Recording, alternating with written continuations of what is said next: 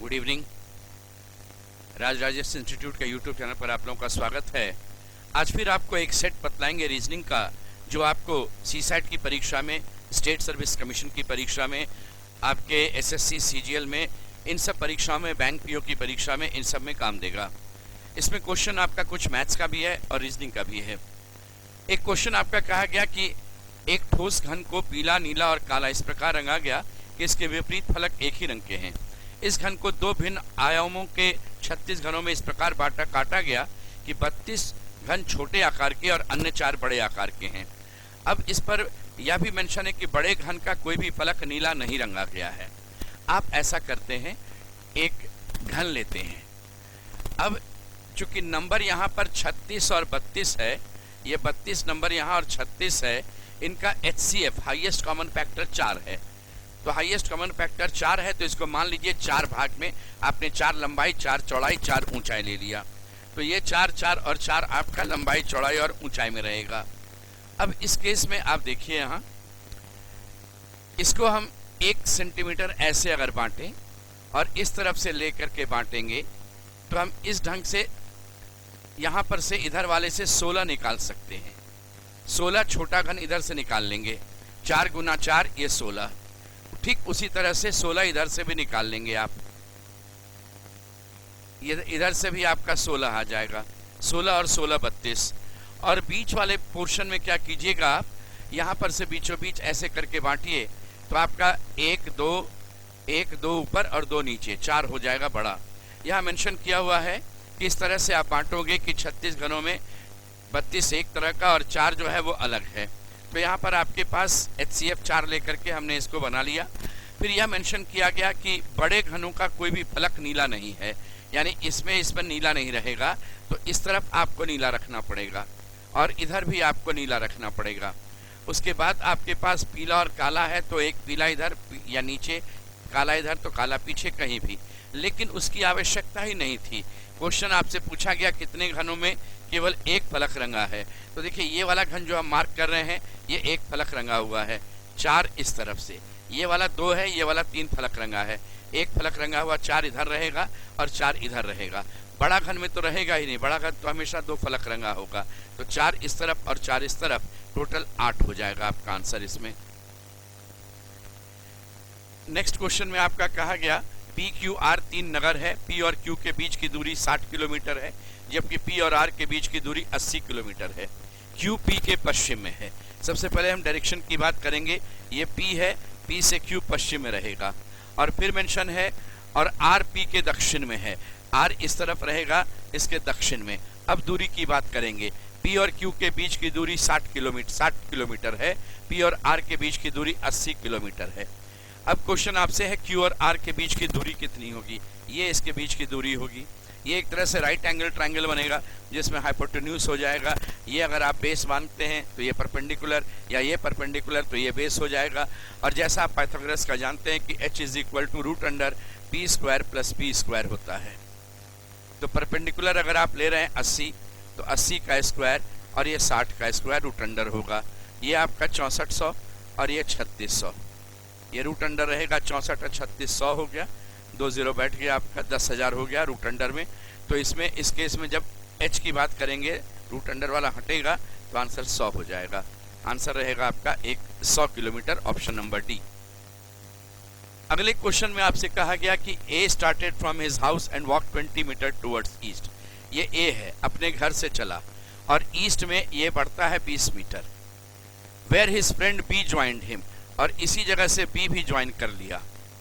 They together walk 10 metre in the same direction. अब देखिए 10 metre यहाँ पर आया।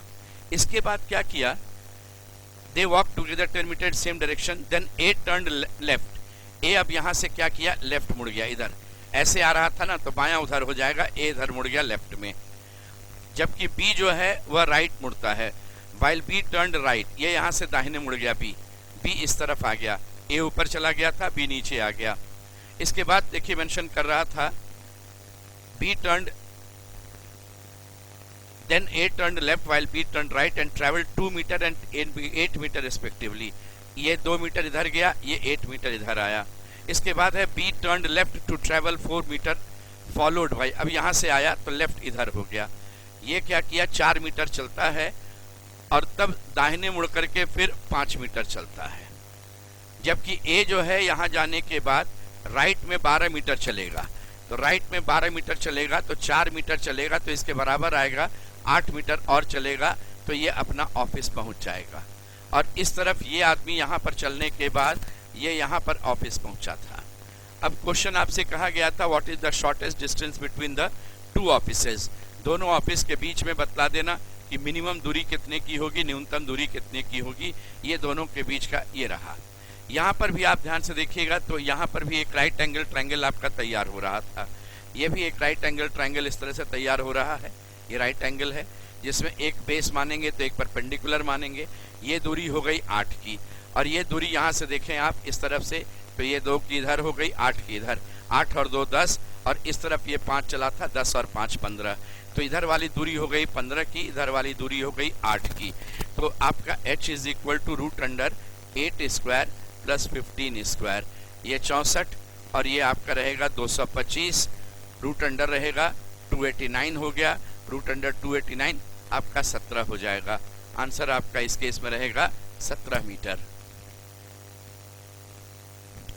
नेक्स्ट में आपसे कहा गया, देखिए अगले क्वेश्चन में कि 6 स्टूडेंट्स ABCDEF है, एक सेवरल टेस्ट में अपीयर होता है, आइदर C और F scores the highest number चाहे तो C को आएगा या F को आएगा, ये मेंशन किया हुआ है, आइदर है या तो C या F लाएगा। Whenever C scores highest, E scores the least, ये जब सबसे ज़्यादा लाएगा तो E सबसे कम लाएगा। Whenever F scores the highest, B scores the least, ये सबसे नीचे लाएगा B।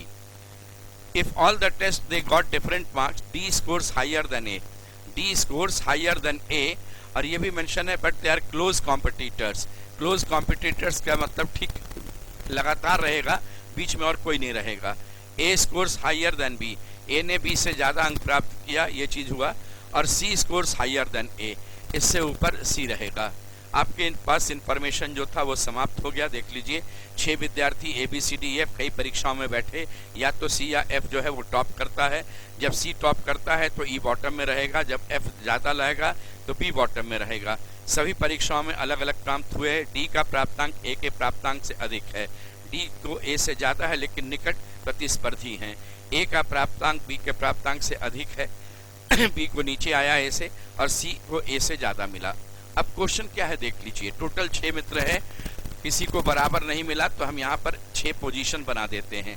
If A stand second in the ranking, बोले आपका F stand second in the ranking, F आ गया सेकंड। जब F सेकंड होगा तो निश्चित है C फर्स्ट होगा, क्योंकि आइदर C और F फर्स्ट होता है, और जब C फर्स्ट होगा तो E बॉटम में जाएगा, 6 नंबर पर E होगा।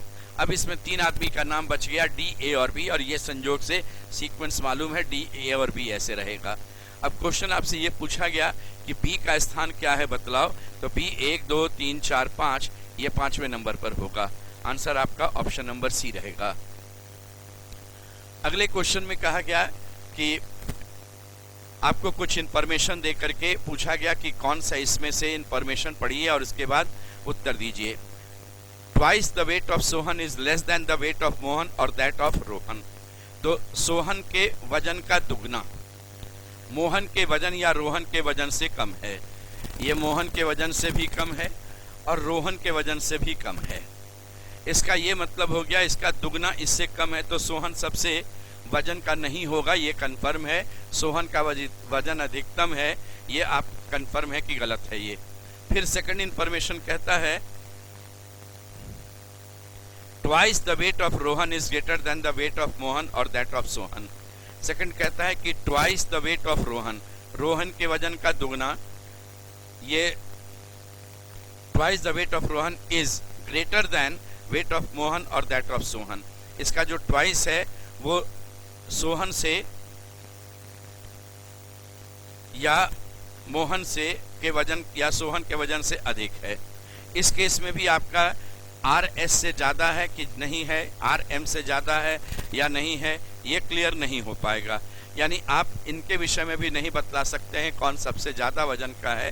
तो हम ये कहेंगे, पूछा गया था क्या सही है बतलाओ, तुम नहीं किसी के विषय में कह सकते हैं कि R सबसे ज़्यादा या S सबसे ज़्यादा या M सबसे ज़्यादा है।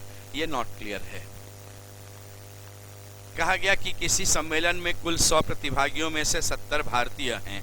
यहाँ हम 100 लेते हैं, इसमें से 70 भारतीय हो गए, तो 30 जो है वो विदेशी हो गया। इसके बाद कहा गया कुल प्रतिभागियों में से 60 शाकाहारी है। बोले कुल में से 60 शाकाहारी है, तो 60 शाकाहारी कैसे हो सकता था, क्या क्या हो सकता था? 60 पूरा का पूरा वेजिटेरियन इससे होता, इससे 0 होता, और मान लीजिए एटमोस्ट 30 इससे होता तो 30 इससे होता वेजिटेरियन। तो इस केस में आपसे कहा गया कौन सा कथन सही है बतला दो। कम से कम 30 भारतीय प्रतिभागी शाकाहारी हैं। बोलिए इधर आपका मैक्सिमम 30 भी जाएगा तो ये 30 तो भारतीय होगा ही होगा। ये आपका भारतीय था, ये आपका विदेशी था, तो कम से कम 30 भारतीय प्रतिस्पर्धी जो हैं, प्रतिभागी जो हैं, वो शाकाहारी होंगे ही होंगे। एक नंबर सही है। At least 10 Indian participants are non vegetarian. बोलिए इस केस में मैक्सिमम 60 वेजिटेरियन होगा, 70 में अगर 60 वेजिटेरियन होगा तो 10 नॉन वेजिटेरियन आपका रहेगा। ये बात भी सही है। Answer both 1 and 2 correct. Option number C रहेगा, दोनों सही है। इसके बाद किसी क्लब में सभी सदस्य मुंबई गए और एक होटल में रुके। पहले दिन 80% खरीदारी के लिए गए और 50% पर्यटन के लिए गए, जबकि 10% ने होटल में विश्राम किया। मान लो 100 आदमी था, 10 आदमी होटल में ही रहा, गया ही नहीं कहीं। और इस केस में कहा गया 80 आदमी जो है खरीदारी में गया और 50 आदमी पर्यटन में गया। ये खरीदारी में 80 और 50 गया पर्यटन में। अब कौन सा इसमें सही है आपको बतलाना है, तो आप एक काम करेंगे, ये बना लेते हैं। देखिए खरीदारी और पर्यटन की बात करते हैं। ये जो 10 नहीं गया उसको बाहर रखेंगे, न खरीदारी में न पर्यटन में। खरीदारी में टोटल 80 है और पर्यटन में टोटल 50 है, ये मालूम है आपको। अब इसमें आपसे कहा गया कि क्या इसमें करेक्ट हो सकता है बतलाओ। तो जब 10% इधर निकल गया तो इधर के लिए मेरे पास 90 बचा। 90 में ये आपका 80 हो रहा है, ध्यान दीजिएगा। 90 में ये 80 है आपका, तो इधर वाला पोर्शन 10 बचेगा। और ये पोर्शन अगर 50 है 90 में, तो ये वाला पोर्शन 40 बचेगा, बीच में 40 40 40 80 40 10, देख लीजिए 50 इसका भी हो गया, 80 10 90 और 10 100 हो गया। क्या इसमें करेक्ट है बतलाओ। 40% 10 खरीदारी के साथ साथ पर्यटन के लिए भी गए, तो ये 40% ऐसा हुआ जो खरीदारी के साथ साथ पर्यटन के लिए भी गया। एक नंबर सही है। 20% members went for only shopping. केवल शॉपिंग के लिए अगर जाते हैं तो 40% है, 20% नहीं है, ये आपका गलत है। 40% ये वाला 40% जा रहा था, ये गलत हो गया। आंसर यहाँ पर है केवल एक सही, ऑप्शन नंबर ए। अगले क्वेश्चन में कहा गया कि एक स्कूल में 60% स्टूडेंट्स क्रिकेट खेलते हैं। एक स्कूल है, मान लो 100 है, 60 स्टूडेंट क्रिकेट खेलता है। फिर आपसे मेंशन किया गया a student who does not play cricket plays football, यानी जो बाकी 40 बच गया वो फुटबॉल खेलता है। Every football player has got a 2 wheeler. ये पूरे के पूरे जो हैं इनके पास 2 व्हीलर्स हैं। ये 40 के 40 जो फुटबॉल वाले हैं उनके पास 2 व्हीलर्स हैं। अब कौन सा कंक्लूजन हम नहीं ड्रॉ कर सकते हैं। 60% of the students do not have 2 wheelers, ऐसी बात नहीं। इन लोगों के पास 2 व्हीलर है, इनके पास है कि नहीं है ये कहाँ जानकारी है, इसके विषय में नहीं जानकारी है। तो सही इसमें कहा गया कि कौन सा निष्कर्ष नहीं निकाले जा सकते हैं। ये निष्कर्ष हम इसके विषय में कहेंगे हम नहीं निकाल सकते हैं। हम ये निष्कर्ष के विषय में हम कहेंगे नहीं निकाल सकते हैं हम, क्योंकि यहाँ पर ये है कि नहीं जानकारी नहीं मेरे पास। No cricketer has a 2 wheeler, total इतना ही 2 व्हीलर है कि इधर भी है, ये भी हमारे पास नहीं है, ये भी हम लोग नहीं बतला सकते हैं। ये भी है सही, ये भी सही, नहीं बतला सकते हैं। Cricket players do not play football, cricket वाले जो हैं वो फुटबॉल नहीं खेलते हैं। 60% जो है कहता है कि क्रिकेट खेलते हैं और जो क्रिकेट नहीं खेलते हैं वो फुटबॉल खेलते हैं। आप अगर ध्यान से देखें तो ये 60% आपका है यहाँ, और 40% इस तरफ जाएगा, जो क्रिकेट नहीं खेलते हैं वो फुटबॉल खेलते हैं। ये शब्द नहीं क्लियर था। आप ऐसा भी हो सकता था ये 60% इधर होता और जो क्रिकेट नहीं खेलेगा वो फुटबॉल यहाँ खेलेगा, तो उस केस में इसका एरिया आपका 40% ही होगा। ये क्लियर नहीं है, इस कारण से यहाँ पर हम नहीं स्पष्ट रूप से कह सकते हैं। तीनों में से कोई भी आपका निष्कर्ष निश्चित नहीं निकल सकता है। 1, 2 and 3। A wall clock moves 10 minutes fast in every 24 hours, यानी जो आपका सही वाली घड़ी है वो 24 घंटा में 24 × 60 1440 मिनट चलती है। लेकिन ये घड़ी जो है वो तेज चलती है, दूसरी वाली घड़ी। ये 24 घंटा में 10 मिनट फास्ट चलेगी।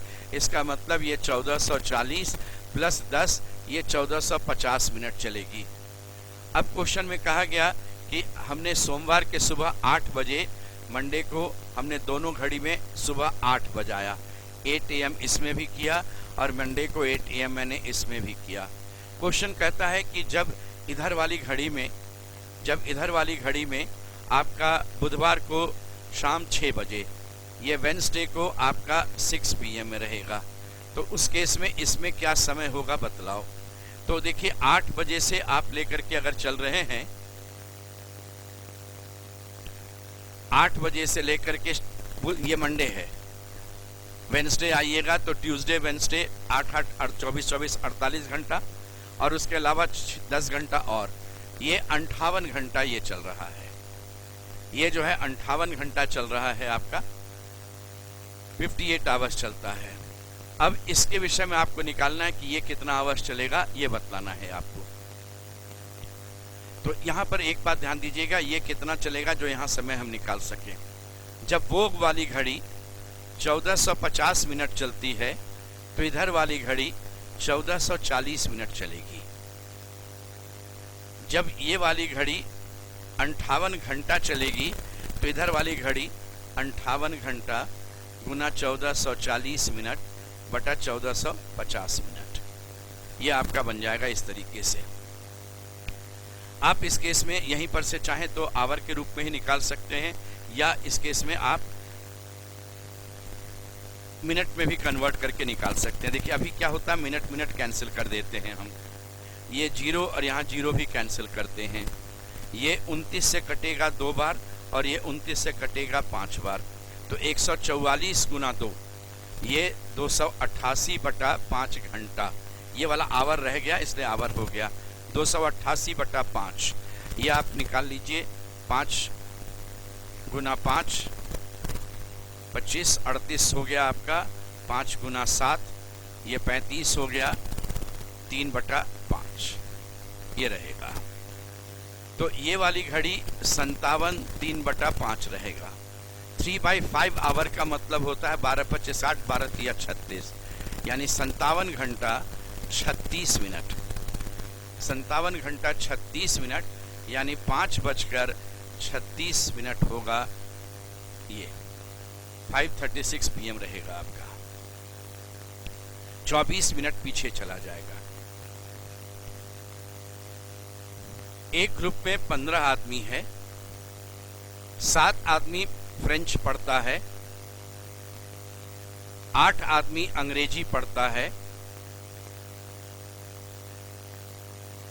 3 न तो फ्रेंच न अंग्रेजी पढ़ता है, 3 बाहर चला गया, देख लीजिए टोटल 15 है, 3 बाहर गया तो इस तरफ में 12 ही रहेगा। ये पोर्शन अगर 7 है तो 5 यहाँ, ये पोर्शन अगर 8 है तो 5 और 3 यहाँ चला गया, ये 4 4 3 7 5 12 3 15 हुआ। अब क्वेश्चन आपसे कहा गया इन दोनों मेंशन कितने व्यक्ति यथार्थ एक भाषा पढ़ेंगे, तो एक भाषा पढ़ने वाला ये 4 भी होगा और ये 5 भी होगा, मिला दीजिएगा, दोनों मिला करके 9 आंसर हो जाएगा।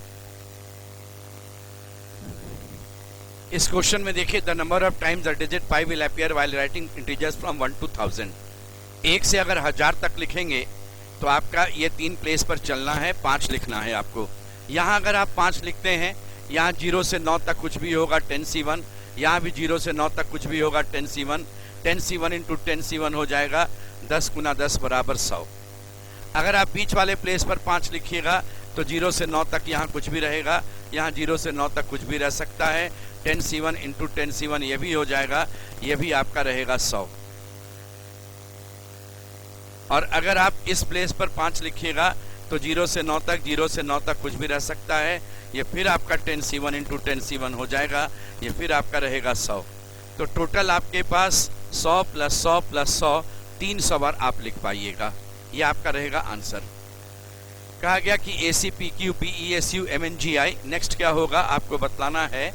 तो देखिए A के बाद वाला B है तो M के बाद वाला N हो जाएगा, आपका N सब में है। C के बाद E 2 छोड़कर, 3 और 2 5, तो n के बाद एक छोड़ेंगे, c के बाद d छोड़कर e आया, o छोड़कर के p आएगा, n के बाद p आ जाना चाहिए। इसके बाद वाले में आप लेकर के चलिए, p के बाद s है, ये 16 3 19 है, 7 3 10, यहाँ पर j हो जाएगा, तो npj। अब इस केस में ये आपका 17 है और ये 21 है, 4 बढ़ गया, तो 9 और 4 13 हो जाएगा, यहाँ m होगा, npjm ऑप्शन नंबर डी होगा। कहा गया कि A से Z तक का ABC जो है, A से Z तक का नंबर 1 से लेकर 26 तक है। GHI का कोड है 1578, DEF का कोड है आपका 912, तो ABC का कोड क्या होगा ये पूछ रहे थे। इसका देखिए वैल्यू है 7, ये 8, ये 9। 789 को सीधे 2 गुना करते हैं, 9 दूना 18, 1 16, 1 17, 7 दूना 14, 1 15, ये आपका 4 है, ये 5 है, ये 6 है, सीधे गुना कीजिए, 456 का 912 होगा, 1 2 3 सीधा दोगुना कर दीजिए, 123 का हो जाएगा 246, आपका आंसर हो गया 246। नेक्स्ट क्वेश्चन में आपसे कहा गया कि वर्णमाला ABCDE इस तरह व्यवस्थित की गई, A और E के बीच यथातथ्य 2 ही वर्ण होने चाहिए। मान लो A यहाँ, 1 2 के बाद E यहाँ, रिवर्स भी हो सकता है, A यहाँ और E यहाँ। अब इस केस में 4 हुआ, 5वां उधर भी जा सकता है, 5वां इधर भी, तो 5वां इधर भी ले सकते हैं, 5वां इधर भी। इसके लिए हमने क्या किया, 2C1, एक बार इधर से के लिए, एक बार इधर के लिए। लेकिन अब जब बनाने चलेंगे तो किरसी एक तरफ से बनाइए। अब देखिए ये 3 जगह पर आपका हम ये 2C1 इसलिए लिए क्योंकि जो एक प्लेस बच गया था वो बाएं जाएगा कि दायां जाएगा उसके लिए। अब ये 3 प्लेस 1 2 3, ये 3 के लिए BCD आएगा फैक्टोरियल 3, ये फैक्टोरियल 3 जाएगा। अब A और E में से कौन बायां रहेगा कौन दाहिना रहेगा, इसके लिए फिर 2C1। ये BCD का अरेंजमेंट था। और ये आपका था कि जो एक एक्स्ट्रा सीट है वो लेफ्ट सीट रहेगा या राइट में रहेगा, वो निकालने के लिए। 2C1 का वैल्यू 2, फैक्टोरियल 3 का वैल्यू 6, 2C1 का वैल्यू 2। फैक्टोरियल 3 निकलता है 3 गुना 2 गुना 1, 2 गुना 6 12, 12 गुना 2 24। आंसर इसमें आपका 24 था।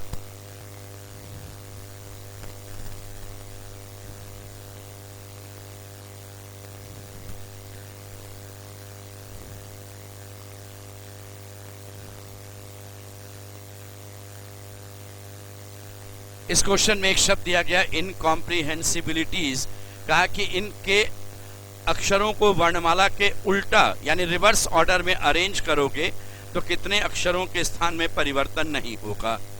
तो यहाँ पर ना रिवर्स ऑर्डर मत लिखिए, आप यूजुअल ऑर्डर लिखिए, उधर से लिखिए, कोई अक्षर छूटे नहीं। उसके लिए क्या करेंगे, 5-5 अक्षर का ग्रुप बनाएं, ABCDE 5 का लेते हैं, उनमें से देखें ABCD में क्या क्या मिल रहा है। C मिल रहा है आपको, E मिल रहा है, E मिल रहा है और B मिल रहा है, एक और E मिल रहा है।